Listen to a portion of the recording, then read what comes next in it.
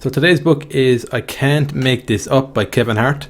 So today I'm going to talk about 3 of the key takeaways that I took from this book. So the first thing that I took away was to make it personal. So this is something that stood out in my mind in the book. So I listened to this book on Audible. That's the first thing I want to mention.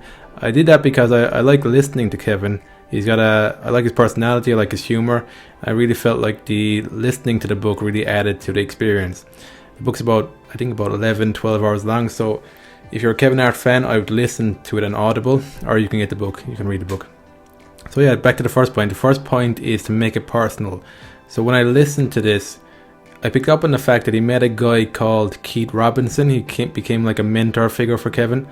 And what he learned from him was that it was important in comedy to make things personal, talk about the shit that's going on in your own life, and do that in a way that is universal to other people. But basically, if you talk about things that are personal, it will be universal to other people.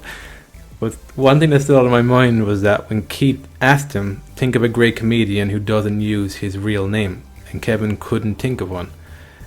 So that kind of was a light bulb moment for me, was that comedy is about talking about the stuff in your own life and doing it in a way that people can relate to. So having that self-awareness. So from reading this book, I realized how important self-awareness is for comedians, and for just the rhythm and the pace of things, just that ability to which will lead on to my second point, is to laugh at yourself.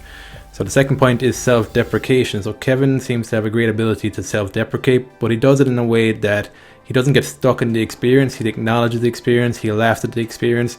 He's actually got a tour, I think, called Laugh at My Pain. So he's developed the art of being able to look at his life with distance, acknowledging it, and doing it in a funny way. So that for me, it stood out. But that was an important part to the trajectory in his career, has been his ability to self-deprecate, not get stuck in the experience, move forward, and then share some laughs around that experience as well, and grow as a person, as a human being. The third and final point that was evident in the book for me was his ability to trust the process. So in the book, he goes through the different things that he experienced, the many times where he felt like he's had a breakthrough only for the rug to be pulled from under his feet.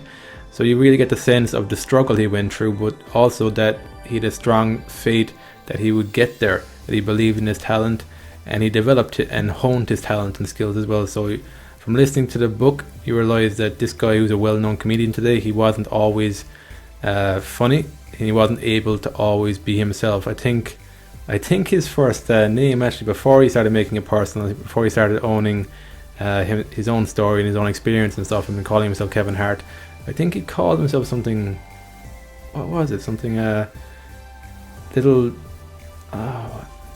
something Kev or something. I don't know, something funny anyway. But that guy was funny, but he wasn't as funny as Kevin Hart. He wasn't somebody that people would remember, and you didn't get a sense of who the person is. So that was a key takeaway, is that if you want to be great at something, you have to start looking at, how do I become myself? How do I start expressing myself? And that's what I got from this book, that when that started clicking for him when he started doing that. Even though at the start he did describe how difficult it was to actually be himself on stage, but it did work out better in the long run for him. So that's the book. I'd recommend either reading it or listening to it on Audible. It was good to laugh. There's some great life lessons there. He had a complicated kind of upbringing as well.